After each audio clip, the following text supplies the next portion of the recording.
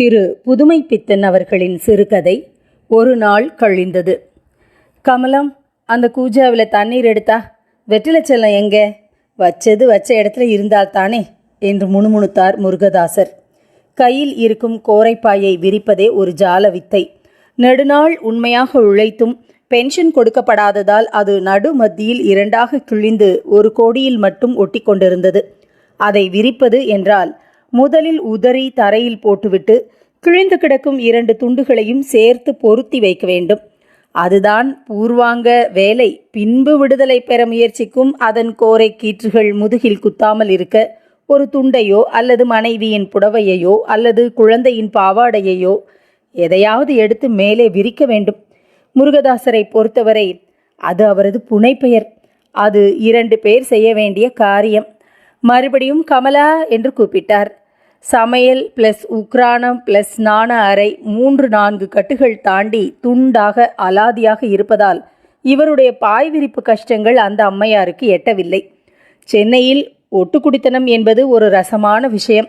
வீட்டு சொந்தக்காரன் குடியிருக்க வருகிறவர்கள் எல்லாரும் திருக்கழுக்குன்றத்து கழுகு என்று நினைத்து கொள்வானோ என்னமோ.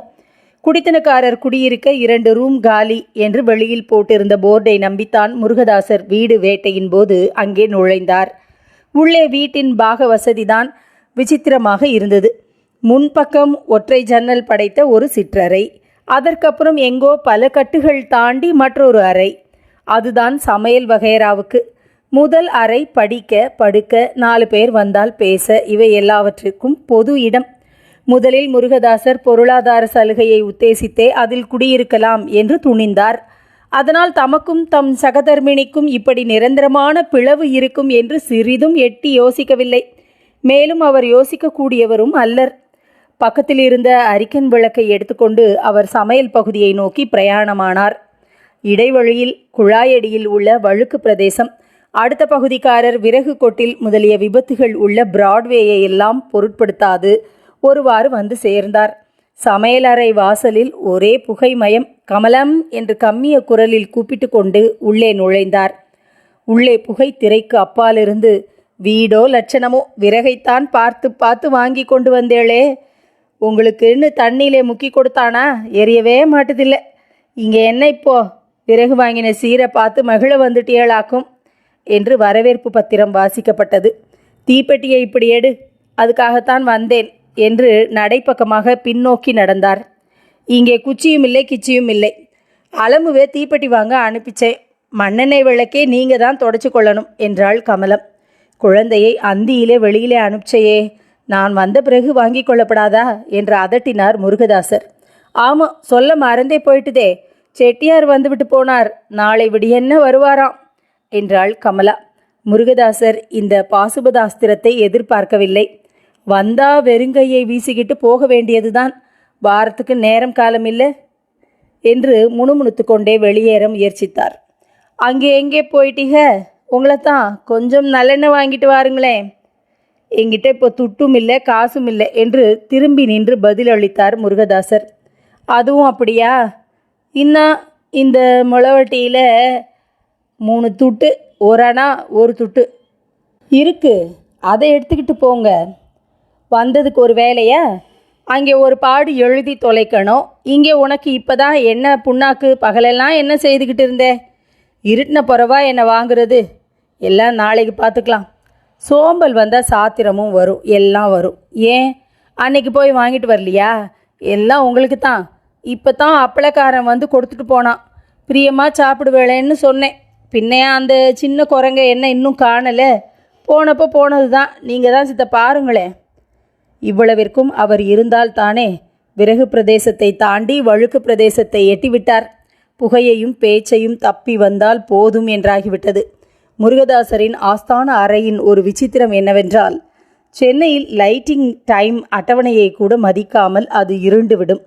இம்மாதிரி மண்ணெண்ணெய் நெருக்கடி ஏற்படாத காலங்களில் அந்த அன்றைக்குத்தான் முதலில் ராத்திரி. ஆனால் எண்ணெய் நெருக்கடி காலங்களில் சிவபெருமானின் ஒற்றை கண் போன்ற அந்த அறையின் ஜன்னல் எதிர்ப்பக்கம் நிற்கும் மின்சார விளக்கு கம்பத்திலிருந்து கொஞ்சம் வெளிச்சத்தை பிச்சை வாங்கும். கார்ப்பரேஷன் தயவு வரும் வரை ஸ்ரீ முருகதாசர் வேறு வழியில்லாமல் தெருநடையில் நின்று அலமுவின் வருகையை எதிர்நோக்கியிருக்க வேண்டியதாயிற்று. முருகதாசர் வானத்தை அளக்கும் கதைகளை கட்டுவதில் மிகவும் சமர்த்தர். சாகா வரம் பெற்ற கதைகளும் எழுதுவார். அந்த திறமையை உத்தேசித்து ஒரு விளம்பர கம்பெனி மாதம் 30 ரூபாய்க்கு வானத்தை அளக்கும் அவரது கற்பனை திறமையை குத்தகை எடுத்துக்கொண்டது. அதனால் அவர் வீர புருஷர்களையும் அழியாத சித்திரங்களையும் எழுத்தோவியமாக தீட்டுவதை விட்டுவிட்டு சோயாபீன் முதல் மெழுகுவர்த்தி வரையிலும் வெளிநாடுகளிலிருந்து வந்து குவியும் பண்டங்களின் காவியங்களை இயற்றிக் கொண்டிருக்கிறார். டபாசா வீரிய மாத்திரையின் மீது பாடிய பரணியும் தேயிலை பானத்தின் சுயசரிதையும் அந்த தமிழ் தெரியாத வெள்ளைக்காரனையும் இவர் மீது அனுதாபம் காட்டும்படி செய்துவிட்டன. அதற்காகத்தான் அந்த 30 ரூபாய். வீட்டு எதிரில் நிற்கும் மின்சார விளக்கின் உதவியை கொண்டும் பிள்ளை அவர்களால் அலமுவை கண்டுபிடிக்க இயலவில்லை. வெற்றிலை, வேலை, குழந்தை வராத காரணம் எல்லாம் அவரது மனத்தில் கவலையை கொண்டு கொட்டின. நடையிலிருந்து கீழே இறங்கி சந்தின் மூலை வரை சென்று பார்த்து வரலாமா என்று புறப்பட்டார். பக்தி மார்க்கத்தில் ஏகாகிரக சிந்தனையை பற்றி பிரமாதமாக வர்ணிக்கிறார்கள். மனம் ஒரே விஷயத்தில் லயித்து விட்டால் போதுமாம். பிள்ளையவர்களை பொறுத்தவரை அவர் இந்த பணம் என்ற 3 எழுத்து மந்திரத்தில் தீவிர சிந்தை செலுத்துபவர். பணத்தை வாரி சேர்த்து குபேரனாகிவிட வேண்டும் என்ற எண்ணம் ஒன்றும் இல்லை. கவலை இல்லாமல் ஏதோ சாப்பிட்டோம், வேலை பார்த்தோம், வந்தோம் என்று இருக்க வேண்டும் என்பதற்காக எத்தனையோ வித்தைகளையெல்லாம் செய்துவிட்டார். அவருடைய குடும்பத்தின் வரவு செலவு திட்டத்தை மட்டிலும் அவரால் எப்பொழுதும் சமன் செய்ய முடியவில்லை. நிதி மந்திரியாக இருந்தால் பட்ஜெட்டில் துண்டு விழுவதற்கு பொருளாதார காரணங்கள் காட்டிவிட்டு உபமானியங்களை தைரியமாக கேட்கலாம். கவலை இல்லாமல் கொஞ்சமும் உடம்பில் பிடிக்காமல் கடன் கேட்டு புறப்படுவதற்கு முடியுமா? குடும்ப செலவு என்றால் சர்க்கார் செலவாகுமா?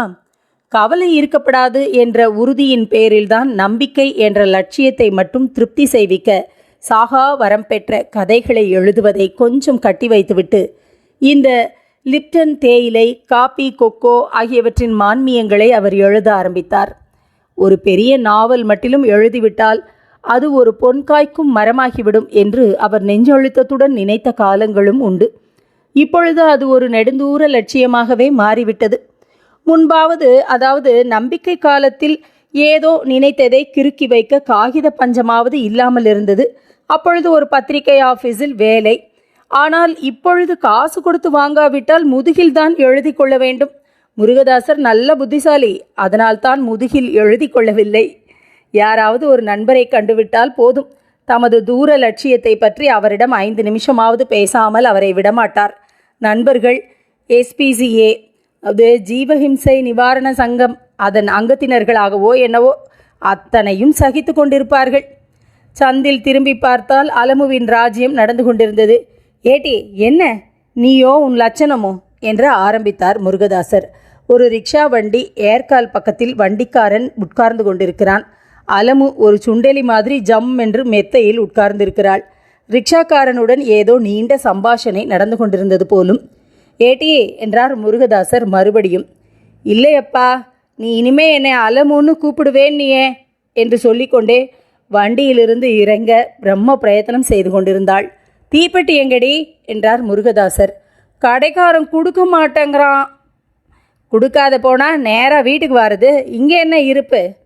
அப்படி கேளுங்க சாமி, நம்ம குழந்தேன்னு மிரட்டாமல் சொல்லி பார்த்தேனுங்க. வீட்டுக்கு வண்டியில் கொண்டாந்து விடணும்னு மொண்டி பண்ணுதுங்க. எனக்கு காலில் சுளுக்கு, அந்த சின்னாம்பையில் காணோம் என்று நீட்டிக்கொண்டே போனான் ரிக்ஷாக்காரன். அப்பா, அவன் பங்கஜத்தை மாத்திரம் கூட்டிக்கிட்டே போகிறானே என்றாள் அலமு. பங்கஜம் எதிர் வீட்டு சப் ரெஜிஸ்ட்ரார் குழந்தை. அது ரிக்ஷாவிலும் போகும், மோட்டாரிலும் போகும். அந்த விஷயம் ரிக்ஷாவுக்குத்தான் புரியுமா, குழந்தைக்குத்தான் புரியுமா? அலமு, ராத்திரியிலே குழந்தைகள் ரிக்ஷாவிலே போகப்படாதடி, இறங்கி வா என்று குழந்தையை தூக்கி கொண்டு வாடிக்கை கடைக்காரனிடம் சென்றார் முருகதாசர். பிள்ளை அவர்கள் கடையை எட்டும் முன்பே கடைக்காரன், சாமி இந்த மாதிரி இருந்தால் கட்டுமா? போன மாதத்துலேயே தீர்க்கலையே. நான் சொல்லி சொல்லி பார்த்தாச்சு, பாக்கியை முடித்து கணக்கு தீர்த்துடுங்க. எனக்கு கொடுத்து கட்டாது, நான் பிழைக்க வந்தவன் என்றான். நானும் பிழைக்க வந்தவன்தான். எல்லாரும் சாகவா வருகிறார்கள்? முன்ன பின்னே தான் இருக்கும். நான் என்ன கொடுக்க மாட்டேன் என்று சொல்கிறேனா? போங்க சாமி, அது ஒன்று தான் பாக்கி. ரூபா 2.54 ஆச்சு. எப்போ வரும்? தீப்பெட்டியை கொடு, சொல்கிறேன். பெட்டிக்கு என்ன பிரமாதம், இந்தாருங்க. எப்போ வரும்? எப்போவா? சம்பளம் நாளைக்கு போட்டுருவாங்கன்னு நினைக்கிறேன். நாளை இல்லாவிட்டால் திங்கட்கிழமை. திங்கக்கிழமை நிச்சயம்தானே, நான் சீட்டு கட்டணும் என்றான். சரி பார்க்கிறேன் என்று திரும்பினார் தாசர். பார்க்கிறேன்னு சொல்ல வேண்டாம், நிச்சயமாக வேணும். ஒரு கவலை தீர்ந்தது. அதாவது திங்கட்கிழமை வரை. பாதி வழி போகையில் அப்பா என்றது குழந்தை. அவர் எதையோ நினைத்து கொண்டிருந்ததால் தன்னை அறியாமல் கொஞ்சம் கவனமாக என்னடி என்றார். நீ தான் கோவிச்சுக்கிறியே அப்பா, நான் சொல்ல மாட்டேன் போ. கோவம் என்னடி கோவம், சும்மா சொல்லு. அதோ பார் பல்லு மாமா. முருகதாசரின் நண்பர் சுப்பிரமணிய பிள்ளைக்கு கொஞ்சம் உயர்ந்த பற்கள். அவை வெளியே நீண்டு கொண்டு தமது இருப்பை அனாவசியமாக உலகத்திற்கு அறிவித்து கொண்டிருந்தன. அதனால் அலமு அவருக்கு இட்ட காரண இடுகுறி பெயர் அது. எங்கடி? அதோ பார் வீட்டு நடையில. என்னை இறக்கி விடுப்பா என்று அவரது கையிலிருந்து வழுக்கி விடுவித்து கொண்டு வீட்டிற்கு ஓட ஆரம்பித்தது. மெதுவா மெதுவா என்றார் பிள்ளை. குழந்தையா கேட்கும்? மாட்டேன் என்றது. அதற்கப்புறம் ஏக கலேபரம். பாவாடை தடுக்கிற்றோ என்னமோ அலமு வலுக்கட்டாயமாக அங்க பிரதட்சிணம் செய்ய ஆரம்பித்தாள். பிள்ளை அவர்கள் ஓடிப்போய் குழந்தையை வாரி எடுத்தார். ஆனால் இவர் பதட்டத்திற்கு ஏற்ப அங்கு குழந்தைக்கு ஒன்றும் ஏற்படவில்லை. தோளுக்கு மேலே 90, தொடச்சு பார்த்தா ஒன்றுமில்லை என்று பாடிக்கொண்டு குழந்தை எழுந்தது. என்ன சார், குழந்தையை நீங்கள் இப்படி விடலாமா என்று சொல்லிக்கொண்டே சுப்பிரமணியம் அவர்கள் பக்கம் வந்தார். என்ன சார் செய்யட்டும், என்ன சொன்னாலும் கேட்கறதில்ல என்று உறுதி மனசில் ஏறி போயிருக்கு. வெளியில் புறப்பட்டாச்சா, அப்புறம் தேடிக்கொண்டு பின்னோடு 10 பேர். இவளை கடைக்கு அனுப்பிட்டா தாயார் இவ்வளவு நேரம் அந்த ரிக்ஷாக்காரனோடு தர்க்கம். என்ன செய்கிறது? வாருங்கள் சார், உள்ளே வாங்க. 1 மினிட், விளக்கை ஏற்றுகிறேன். குழந்தை அலமு வீட்டிற்கு பல்லு மாமா வந்துட்டார் என்று பொதுவாக உச்சஸ்தாயியில் விளம்பரம் செய்து கொண்டு ஓடிவிட்டாள். குழந்தை துருவென்று வருகிறதே, பள்ளிக்கூடத்திற்காவது அனுப்பக்கூடாதா என்றார் நண்பர். ஆமாம் சார், தொந்தரவு சகிக்கலை, அங்கேதான் கொண்டு தள்ளணும். வயசு கொஞ்சம் ஆகட்டுமே என்று பார்க்கிறேன் என்றார் முருகதாசர் விளக்கு திரியை உயர்த்தி கொண்டே. நேற்று பீச்சுக்கு போயிருந்தேன், சுந்தரத்தை பார்த்தேன் என்று ஆரம்பித்தார் சுப்பிரமணிய பிள்ளை. அந்த ராஸ்கல் வந்துட்டானா? என்றைக்கும் அவன் தொல்லைதான் பெரிய தொல்லையாக இருக்கிறது. இங்கே வந்தான்னா ஆஃபீஸுக்கு வந்து யாருக்காவது வத்தி வச்சுட்டு போயிடுறது. முன்னே வந்தப்போ என்ன இழவு சொன்னானோ அந்த ஆர்டிஸ்ட் பதி இருந்தானே, அவனுக்கு சீட்டு கொடுக்க வழி பண்ணிட்டான் என்று படபடவென்று பேசிக்கொண்டே போனார் முருகதாசர். அப்படி பார்த்தா உலகத்தில் யார் தான் சார் நல்லவன்?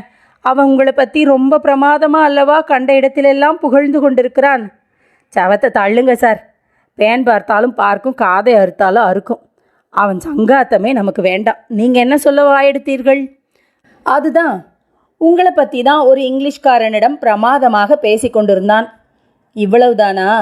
கதையை எழுதுகிறேன் அல்லது கத்திரிக்காயை அறுக்கிறேன், இவனுக்கு என்ன? அதே சமயத்தில் வெளியிலிருந்து முருகதாஸ் முருகதாஸ் என்று யாரோ கூப்பிட்டார்கள். அதுதான், அவன்தான் வந்திருக்கிறான் போலிருக்கிறது. பயலுக்கு 100 வயசு. சைத்தான் நினைக்கும் முன்னால் வந்து நிற்பான் என்பதுதான் என்று முணுமுணுத்தார் முருகதாசர். பிறகு அவர் எழுந்து நின்று வெளியில் தலையை நீட்டி யாரது என்றார். என்ன, நான் தான் சுந்தரம். இன்னும் என் குரல் தெரியவில்லையா என்று உரத்த குரலில் கடகடவென்று சிரித்து கொண்டு உள்ளே நுழைந்தார் வந்தவர். அவருடைய சிரிப்புக்கு இசைந்தபடி காலில் போட்டிருக்கும் ஜோடு தாளம் போட்டது. என்ன சுந்தரமா, வா வா, இப்போத்தான் உன்னை பற்றி பேசி கொண்டிருந்தோம், நீயும் வந்தாய். காப்பி போட சொல்லட்டுமா? அலமோ அலமோ என்று உரக்க கூவினார் முருகதாசர். எங்கிருந்தோ என்னப்பா என்று அலமுவின் குரல் வந்தது. அம்மாவே 3 கப்பு காப்பி போட சொல்லு, சீக்கிரம் ஆகணும். நீ என்ன பத்திரிகையையே விட்டு விட்டாயாமே? இப்போத்தான் கேள்விப்பட்டேன். வயிற்று பிழைப்பிற்கு எதில் இருந்தால் என்ன? சீலை பெயின் குத்துகிறதும் ஒரு பிஸ்னஸ் ஆக இருந்து அதில் ஒரு சான்ஸ் கிடைத்தால் அதையும் விட்டா வைக்கிறது. நான் பத்திரிகையை விட்டுவிட்டா கதை எழுதாமல் இருந்து விடுவேனா? ஒரு பெரிய நாவலுக்கு பிளான் போட்டிருக்கேன். தமிழன்களுக்கு அதிர்ஷ்டம் இருந்தால் எனக்கு காகிதம் வாங்கவாவது காசு கிடைக்கும். அதில் சென்ட்ரல் ஐடியா என்ன தெரியுமா? நீங்கள் நேற்று பொருட்காட்சிக்கு போனீர்களாமே என்று பேச்சை மாற்ற முயன்றார் சுப்பிரமணிய பிள்ளை. இந்த விஷயத்தை தொட்டுவிட்டால் முருகதாசர் கீறல் விழுந்த கிராமபோன் பிளேட் மாதிரி விடாமல் திருப்பி திருப்பி அதையே கதைத்து கொண்டிருப்பார். அப்பா, காப்பி ஆயிட்டுது, நீ தான் வந்து எடுத்துக்கிட்டு போகணும், சுடுது என்று சொல்லிக்கொண்டு நிலைப்படி 2 பக்கத்தையும் தொட்ட வண்ணமாய் ஒற்றை காலை ஆட்டி கொண்டு நின்றாள் அலமு. அம்மா எங்கே? அம்மா சாதத்தை வெடிச்சுக்கிட்டு இருக்கா. அப்பா, சரி இதோ வாரேன், போ. வாயேன். வாரேன்னா போடி உள்ளே, காப்பி ஆறி போயிடும்ப்பா. இதோ 1 நிமிஷம் என்று சொல்லிக்கொண்டு உள்ளே சென்றார். மாமா, நீ என்ன கொண்டாந்தே என்று கேட்டுக்கொண்டு சுப்பிரமணிய பிள்ளை மடியில் உட்கார்ந்து கழுத்தில் இருக்கும் நெக்டையை பிடித்து விளையாட ஆரம்பித்தாள் அலமு. அதை பிடித்து இழுக்காதே, மாமாவுக்கு கழுத்து வலிக்கும் என்றார் சுந்தரம் பிள்ளை. வலிக்காதே என்று மறுபடியும் ஆரம்பித்தாள். முருகதாசரும் மேல் துண்டின் உதவியால் ஒரு செம்பை ஏந்திய வண்ணம் உள்ளே நுழைந்தார். என்னப்பா 3 டம்ளர் கொண்டாந்தே, எனக்கில்லையா? உனக்கென்னடி இங்கே, அம்மா கூட போய் சாப்பிடு. மாட்டேன் என்று ஒரு டம்ளரை எடுத்து வைத்து கொண்டது குழந்தை. முருகதாசர் காப்பியை ஆற்றி சுந்தரம் கையில் ஒரு டம்ளரை கொடுத்தார். சுந்தரம் வாங்கி மடக் மடக்கென்று மருந்து குடிப்பது போல் குடித்துவிட்டு காப்பி வெகு ஜோர் என்று சர்டிஃபிகேட் கொடுத்தார். மற்றொரு டம்ளர் சுப்பிரமணிய பிள்ளையிடம் கொடுக்கப்பட்டது. மாமா, எனக்கில்லையா என்று அவரிடம் சென்று ஒண்டினாள் அலமு. வாடி, நம்ம 2 பேரும் சாப்பிடுவோம் என்றார் முருகதாசர். மாமா கூடத்தான் என்றது குழந்தை. சுப்பிரமணிய பிள்ளை கையில் இருந்த டம்ளரில் அலமுவை குடிக்கச் செய்தார். பாதியானதும் போதும் என்றது குழந்தை. இந்தாருங்க சார் என்று மற்ற டம்ளரையும் நீட்டினார் முருகதாசர். வேண்டாம் வேண்டாம், இதுவே போதும் என்றார் சுப்பிரமணிய பிள்ளை. நான்சென்ஸ் என்று சொல்லிவிட்டு குழந்தை எச்சிற்படுத்தியதை தாம் வாங்கி கொண்டார் தாசர். நேரமாகிறது, மவுண்டில் ஒரு நண்பரை பார்க்க வேண்டும் என்று எழுந்தார் சுந்தரம். அதற்குள்ளாகவா? வெற்றிலை போட்டுக்கொண்டு போகலாம் என்றார் முருகதாசர். கையில் எடுத்துக்கொண்டேன், நேரமாகிறது, அப்புறம் பார்க்கிறேன் என்று சொல்லிக்கொண்டு வெளியேறினார் சுந்தரம். கையில் இருந்த புகையிலையை வாயில் ஒதுக்கிவிட்டு சிறிது சிரமத்துடன் தமக்கு நேரமாவதை தெரிவித்து கொண்டார் சுப்பிரமணிய பிள்ளை. தொண்டையை சிறிது கனைத்து கொண்டு, சுப்பிரமணியம், உங்களிடம் ஏதாவது சேஞ்ச் இருக்கிறதா? ஒரு 3 ரூபாய் வேண்டும் என்றார் முருகதாசர். ஏது அவசரம்?